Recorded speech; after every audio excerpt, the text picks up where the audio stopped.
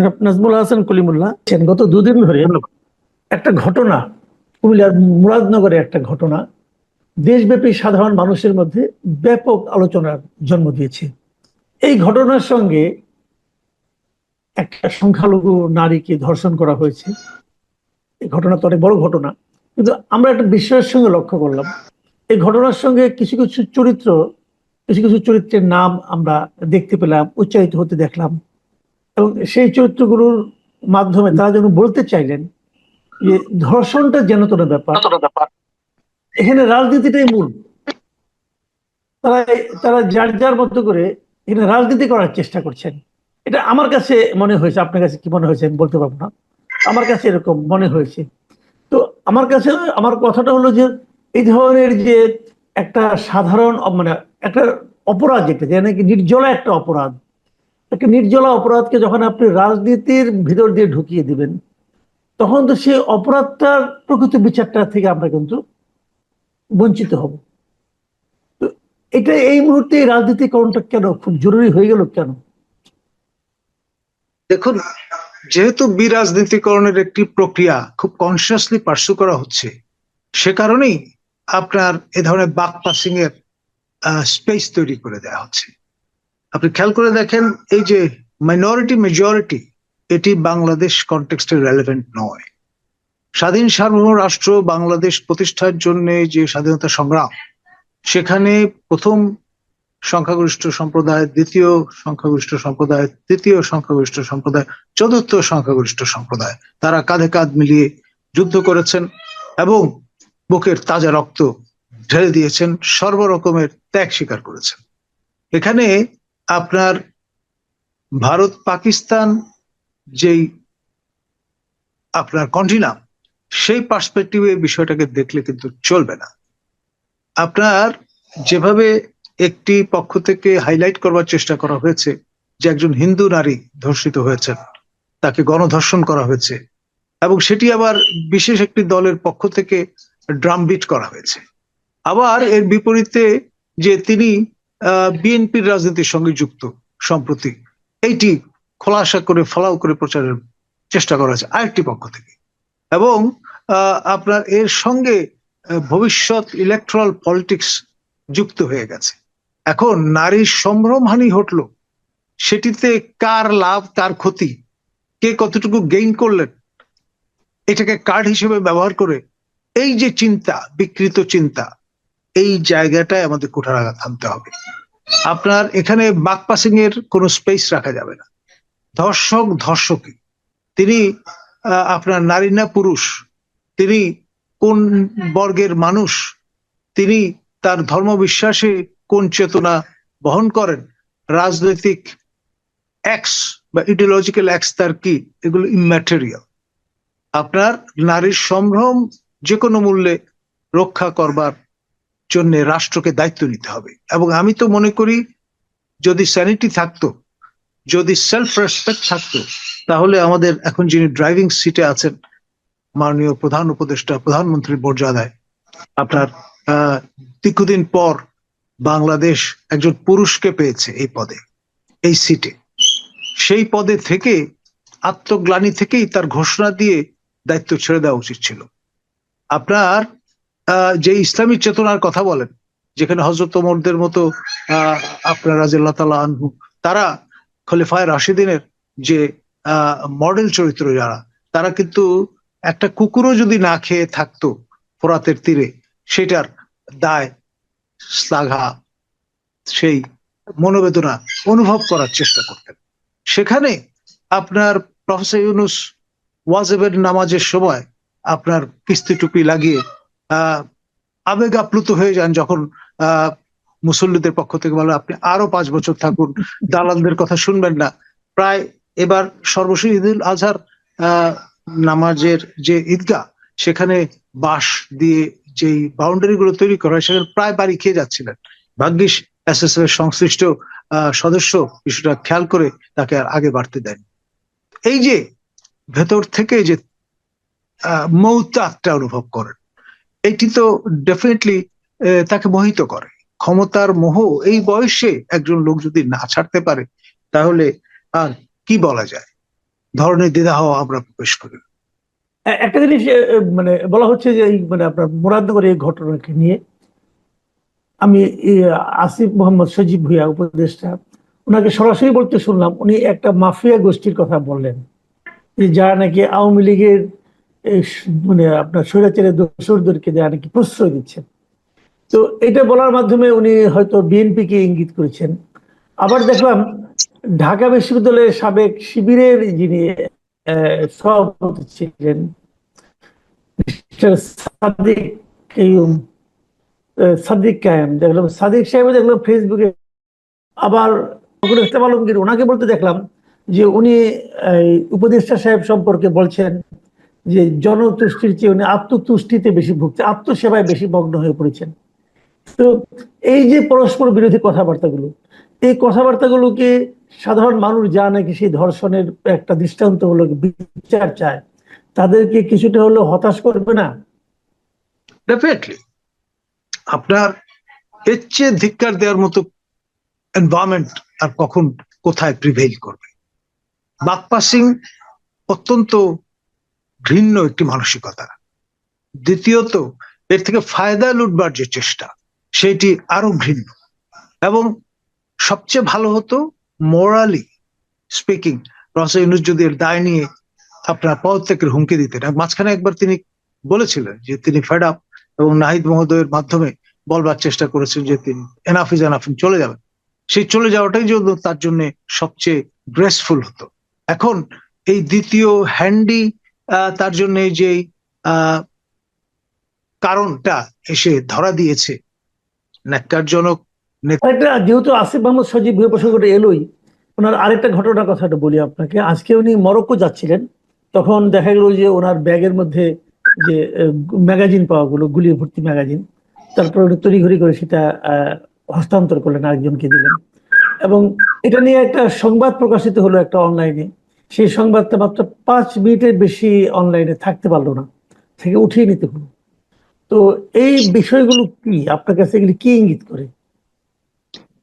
দেখুন, রাষ্ট্র খাবি খাচ্ছে, রাষ্ট্র সিরিয়াসলি ইনজিওর্ড, এবং এমন সব কুশীলবের পাল্লায় পড়েছে রাষ্ট্র যে রাষ্ট্রের যদি সুযোগ থাকতো তাহলে আত্মহত্যা করবার চেষ্টা করত। এই ধরনের ঘটনা কিন্তু নতুন নয়। আমি আপনাকে ইতিহাস পর্যালোচনা করে উদাহরণ দেব। আমাদের যে ট্রায়ো বাংলাদেশকে অদৃশ্য সুতার টানে বিদেশ থেকে পরিচালিত করবার চেষ্টা করেন, প্রফেসর ইউনূসের স্পোক্সম্যান হিসেবে আনঅফিসিয়ালি কাজ করেন, সেই ত্রিরত্নের অন্যতম রত্ন, যিনি আমেরিকায় মোতায়েন থেকে আপনার বয়ান হাজির করেন, আমার প্রিয় ভাজন, তার এক সময় কর্মক্ষেত্র ছিল একুশে টেলিভিশন। তিনি একুশে টেলিভিশনের স্বত্বাধিকারী সালাম সাহেবকে এ ধরনের পরিস্থিতিতে যখন পড়তে হলো, তখন আমার সাহায্য কামনা করলেন। সালাম সাহেব মুম্বাইতে যখন এয়ারপোর্টে এরোপ্লেনে উঠবেন, তখন তার পকেটে গুলি পাওয়া গেল, এবং ন্যাচারালি ইন্ডিয়া তো বিষয়টাকে ভালোভাবে নেয়নি, তাকে আটক করার ব্যবস্থা করেছিল। এবং শেষ পর্যন্ত আপনার ডক্টর কনক সারওয়ার শরণাপন্ন হয়েছিলেন তিনি। এবং কনক জানতেন যে এই বিষয়টা আমার মতো লোকের দৃষ্টিতে নিয়ে আসলে এটা নিয়ে একটা হইচই পড়ে যাওয়ার সম্ভাবনা আছে, এবং ডিপ্লোম্যাটিক চ্যানেলে বিষয়টা সুরাহা করা যেতে পারে। তো যাই হোক, কনক তার এমপ্লয়ারের প্রতি সহানুভূতিশীল হয়েছিলেন, এবং সেই জন্যে সেই যাত্রা আপনার সালাম সাহেব আপনার মান সম্মান নিয়ে সশরীরে ভারতীয় শাসন যেই নিগড়, তা থেকে নিজেকে রক্ষা করতে সক্ষম হয়েছিলেন।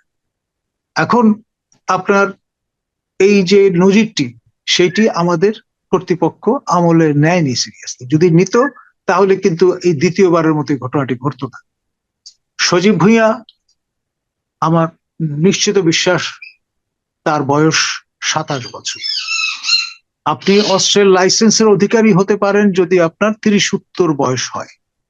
আপনি খেয়াল করে দেখেন, এই সরকার, এই হুকুমত ক্ষমতায় আসার পরে আইন করে আপনার বিগত আমলে যতগুলো অস্ত্র লাইসেন্স প্রদান করা হয়েছে, রাইফেল, শটগান কিংবা পিস্তলের, সবগুলোকে স্থগিত করা হয়েছে।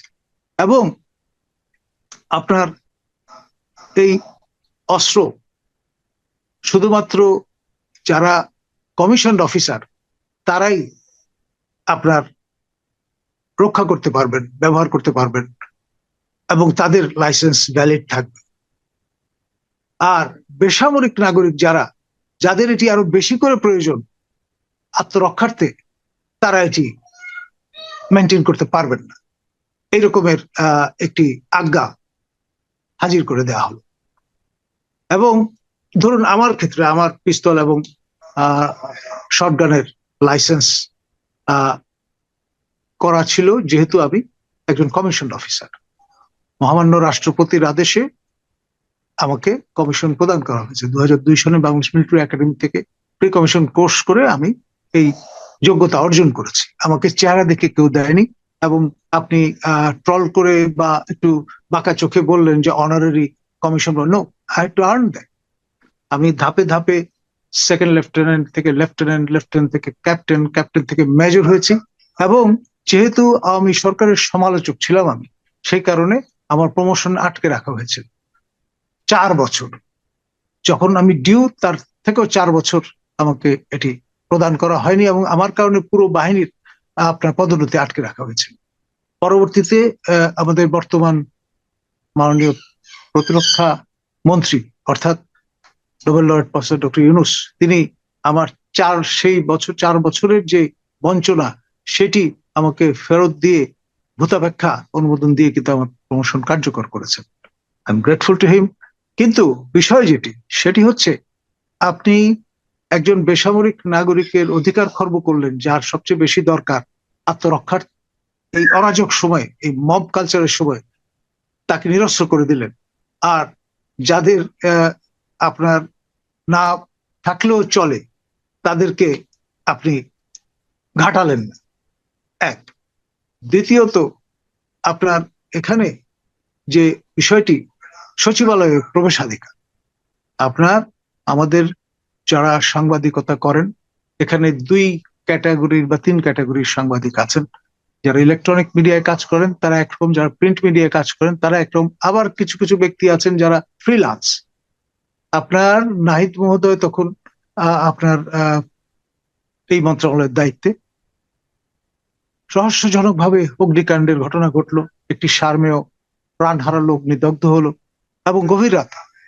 এবং এই অজুহাতে যিনি আপনার সচিবালয় দেখাশোনা করবার দায়িত্বরত পুলিশ কর্মকর্তা ছিলেন, তাকে, যেহেতু তার স্ত্রী এক সময় গোপালগঞ্জে কর্মরত ছিলেন, সেই অজুহাতে সেইভাবে 2-4 করে তাকে প্রত্যাহারের ব্যবস্থা করা হলো।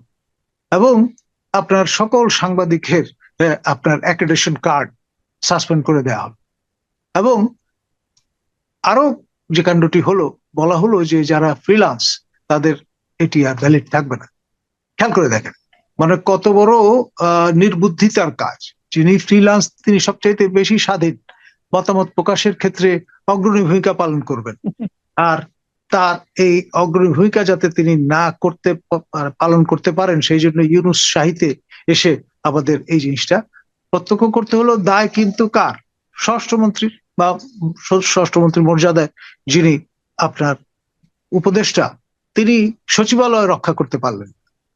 অগ্নিকাণ্ডের ঘটনাটি ঘটলো এবং এর দায় সাংবাদিকদের উপর চাপিয়ে দেওয়া হলো। এখন আপনি তো স্বচ্ছতা নিশ্চিত করবার হাতিয়ার, সেখানে আপনি একটা অস্বচ্ছ ঘটনা ধামাচাপা দিলেন। এখন পর্যন্ত সেটি মেনটেন করেছে। আমার কাছে মনে হয়েছে এটা অন রেকর্ড বলা দরকার। আপনি নিজেও একজন সাংবাদিক। আমি দীর্ঘ 1 বছর প্রেস ইনস্টিটিউট বাংলাদেশে পোস্ট গ্রাজুয়েট ডিপ্লোমা কোর্স করে আমি যোগ্যতা অর্জন করেছি। তারপরে 1 বছর করে 5 বছর অস্থায়ী কার্ড পেয়েছি। 5 বছর অতিক্রান্ত হওয়ার পর স্থায়ী কার্ড পাওয়ার জন্য এলিজিবল হয়েছি। তারপরে একাধিকবার সেটা রিনিউ করার সুযোগ আমার হয়েছে। আমার মেয়াদ কিন্তু এখনো শেষ হয়নি, কিন্তু এক আজ্ঞা দিয়ে সেটা সাসপেন্ড করে রাখা হয়েছে, which is really unfortunate। এবং ইউনূসের এই আমলে এসে আমাদের এই অভিজ্ঞতার মধ্য দিয়ে যেতে হলো, এবং আজ পর্যন্ত কোনো জুডিশিয়াল প্রোব ইনকোয়ারি রিপোর্ট আমরা কিন্তু পাইনি। দায়টা কার, দায়ী কে, ওই সময় কারা সচিবালয়ে ছিলেন, এই বিষয়গুলো কিন্তু আমরা জানি না। এরপরে আমরা দেখেছি নানান রকম নিবর্তনের চেষ্টা করা হয়েছে সচিবালয়ে, যারা পেশাগত বিভিন্ন ইস্যুতে আন্দোলন উন্মুখ হয়েছেন তাদের ডান্ডা মেরে ঠান্ডা করে দেওয়ার ব্যবস্থা হয়েছে, কিন্তু নিজেরা যে এই দুর্ঘটনাগুলো ঘটালেন বা এর দায়টা নিলেন না, এটা কিন্তু ভবিষ্যতে একটা কালো অধ্যায় হয়ে থাকবে বাংলাদেশের সচিবালয়ের ইতিহাসে। সচিবালয়ের আচ্ছা, ইতিহাসে একটা জিনিস ব্যত্যয় আপনাকে- ঘটেছিল একটা জিনিস- এরশাদ শাসন আমলে, আপনার 87 সনে স্বরাষ্ট্র মন্ত্রণালয়ের নিকটস্থ যে দেয়াল সেটি ফুটো করে ফেলা হয়েছিল, সেটাই ছিল সর্বশেষ ঘটনা, কিন্তু সেটি সফল হয়নি।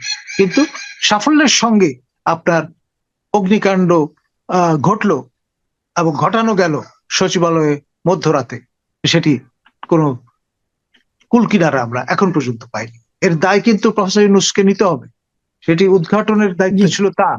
তিনি ঘর গোছানোর অংশ হিসেবে এই তার মেয়াদ শেষ করার আগেই তার উচিত হবে এটির উপর একটি শ্বেতপত্র প্রকাশ করা। ধন্যবাদ।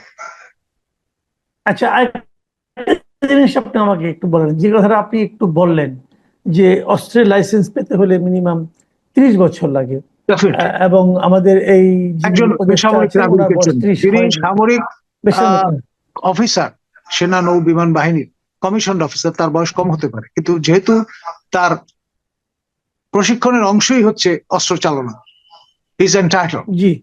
সেই আইন, সেই রীতি, সেই প্রথা কিন্তু এখানে হয়তো কার্যকর নাও হতে পারে, কিন্তু একজন বেসামরিক নাগরিক তিনি যাদের দায়িত্বশীলতার সঙ্গে তার অস্ত্র ব্যবহার করতে পারেন ফর সেলফ ডিফেন্স, সেই জন্যই কিন্তু তাকে এই অস্ত্রের লাইসেন্সটি প্রদান করা হচ্ছে। অস্ত্রের দুই তাহলে ক্যাটাগরি, আসিফ মাহমুদ কিভাবে লাইসেন্স অর্জন রাইফেল করবেন? এবং আপনার শর্টগান, সেটির লাইসেন্স ইস্যু করবেন জেলা প্রশাসক, স্বরাষ্ট্রমন্ত্রীর মন্ত্রণালয়ের অনুমোদন সাপেক্ষে। আর পিস্তলের লাইসেন্স যিনি প্রদান করবেন তিনি কিন্তু স্বয়ং স্বরাষ্ট্রমন্ত্রী বা স্বরাষ্ট্রমন্ত্রীর মর্যাদায় উপদেষ্টা মহোদয়। না, তাহলে আসিফ মাহমুদ কিভাবে অস্ত্র মানে লাইসেন্স পেলেন? তো লাইসেন্স না পেলে উনি গুলি দিয়ে কি করবেন? ওনার সঙ্গে তাহলে গুলি থাকছিল Definitely কেন? আপনার শুধুমাত্র এই কারণেই তো তার পোর্টফোলিও হারিয়ে ফেলা উচিত। আমাদের এই বেয়ারা কথাগুলো বলতে পারতে হবে। আইনের শাসন আপনি মানবেন না, আপনি খাতির যত্ন করবেন। ধরুন আপনার যখন সালাম সাহেব ফিরে আসলেন দেশে, তখন কিন্তু বিষয়টা নিয়ে কোয়ারি করা জি। উচিত ছিল, সেটা কিন্তু করা হয়নি, এবং কেউ জানতোই না। আমি যদি আজকে আপনার মাধ্যমে এটি প্রকাশ না করতাম, সজীব মহোদয় কাণ্ডটা না ঘটালে, আমারও বলার কোনো প্রয়োজন ছিল না। আমি যেহেতু ইতিহাস চেতনা মেনটেন করি, সেই কারণেই কিন্তু অন রেকর্ড অতীতে কোনো আচ্ছা, এখানে আরেকটা কথা, সেই জন্য বললাম। আচ্ছা এখানে আরেকটা কথা আপনি আমাকে বলেন, যে ধরা যাক হাইপোথেটিক্যালি উনি অস্ত্র রাখতে পারেন, ধরা যাক, আমি ধরে নিলাম, তো উনি তো মানে একজন, রাখার কোনো সুযোগ নেই, বৈধ সুযোগ নেই। এটা আচ্ছা আপনার সুযোগ নেই, তার গানম্যান থাকতে পারে, তাহলে গানম্যানদের জন্য কতগুলো প্রোটোকল আছে। যেমন গানম্যান যখন পতাকাবাহী গাড়িতে থাকবেন, যিনি চালক তার পাশে মোতায়েন থাকবেন, এবং তার জন্য এক্সামশন যেটি, যে তিনি সিট বেল্ট লাগাবেন না, যে কোনো সময় তাকে লাফ দিয়ে পড়তে হতে পারে আত্মরক্ষার্থে, আচ্ছা ভিআইপির আপনার জীবন রক্ষার্থে। সেই জন্য তার জন্য অ্যালাউড, তিনি ফ্রন্ট সিটে বসলেও তিনি সিট বেল্ট ব্যবহার নাও করতে পারেন, যেটি ম্যান্ডেটরি। তাহলে এটা কি তার গানম্যানের অস্ত্র ছিল, গুলি ছিল? যদি তাও হয়, সেটি তিনি ক্যারি করবেন কেন? আদার রাউন্ড, যিনি গানম্যান তার নিরাপত্তা নিশ্চিত করার জন্য যে আর্মস অ্যামুনিশন সব তার কাছে থাকবে। যিনি পিএপিএস, তার দায়িত্ব মালপত্র ক্যারি করা, না মন্ত্রী মহোদয়ের স্বয়ং দায়িত্ব আপনার তাদের রিলিজ দেওয়া? তাহলে তারা মাসের শেষে বেতন নিচ্ছেন কেন ওই কাজের থেকে? এই বিষয়গুলো আচ্ছা, কিন্তু একটা কথা বলেন তো, না আমি কতগুলো জিনিস বোঝার চেষ্টা করছি।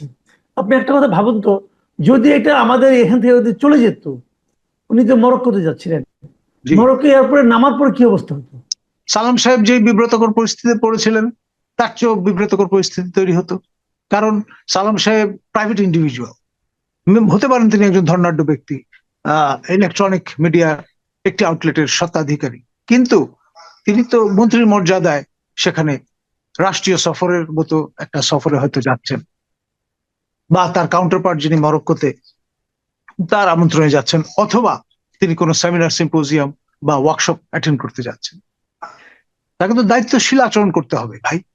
এই রাষ্ট্রের মালিক তো আপনি একা নন। তাহলে পার্থক্য রইল কি, যে বাপের দেশ না বলে যে আমরা স্লোগানগুলো শুনেছিলাম, সেই জায়গায় তো আপনি চলে গেলেন। আমরা তাহলে অপেক্ষা করি যে উনি আসার পর কি জবাবটা দেন এবং Definitely. এটা নিয়ে সরকার প্রধান কি করেন, কি অ্যাকশন নেন। এটি শুধুমাত্র আমার মনে দুঃখ হয় প্রকাশ এটা করলে দেখা চলবে উচিত। না। শুধুমাত্র দুঃখ প্রকাশ করলে কিন্তু চলবে না, দায় এড়ানো যাবে না। আমরা এত আপনার কমপ্লেসেন্ট হব কেন? জি, অনেক ধন্যবাদ, অনেক ধন্যবাদ জনাব নাজমুল হাসান কলিমুল্লাহ। আপনি অনেকগুলি সেন্সিটিভ বিষয় নিয়ে খুব ডিটেইলে কথা বললেন।